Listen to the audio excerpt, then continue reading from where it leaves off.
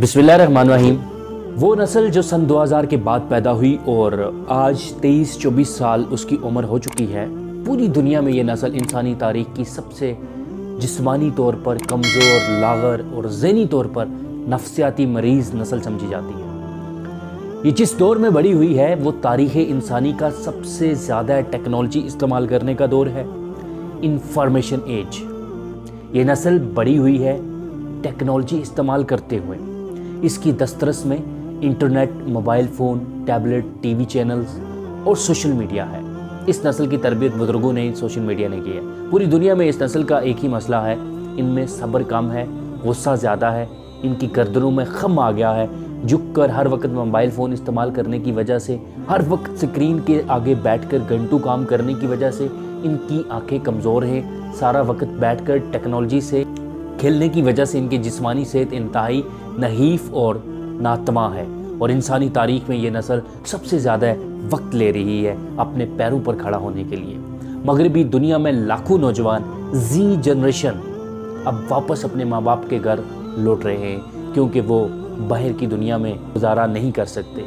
उनको बूमी ranking generation कहा जाता है या बूमी रैंक चिल्ड्रन। ऑस्ट्रेलिया के इस कदीम हथियार के नाम पर जिसको हवा में फेंको तो वो घूम कर वापस अपने मालिक के पास आ जाता था। पाकिस्तान में अब इनको टिकटॉक जनरेशन कह सकते हैं और किसी पाकिस्तानी को ये बताने की ज़रूरत नहीं कि इस जनरेशन का क्या हाल है, क्या इनके अखलाक हैं, क्या इनकी तालीम है, क्या इनकी तहजीब है, क्या इनकी ज़बान है, क्या इनकी तरबियत है और क्या तारीख इनका मुस्तकबिल है। ज़रा सोचें, ये मुल्क की तकरीबन 40 से 50% आबादी है, यानी तकरीबन 10-12 करोड़। सोचें अगर पाकिस्तान को गज़ा, शाम, लीबिया या यमन जैसी आजमाइश का सामना करना पड़ा तो इस नस्ल का क्या हाल होगा।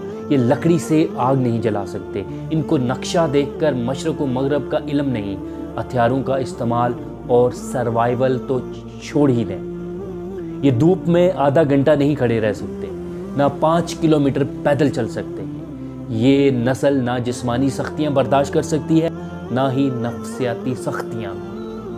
इसीलिए माशरे में सबसे ज़्यादा शादियाँ इस नस्ल की फ़ेल हो रही हैं क्योंकि इनको रिश्तों को निभाना ही नहीं आता, छोटे बड़ों से बात करने का सलीका नहीं है, मामलात को सुलझाने का सब्र नहीं है। आज आप वीडियो गेम खेलते किसी बच्चे का नेट बंद कर दें, फिर देखें उसमें किस तरह जिन घुसता है। छोटे छोटे बच्चों ने अपने पूरे ख़ानदान कत्ल कर दिए सिर्फ इंटरनेट बंद होने पे।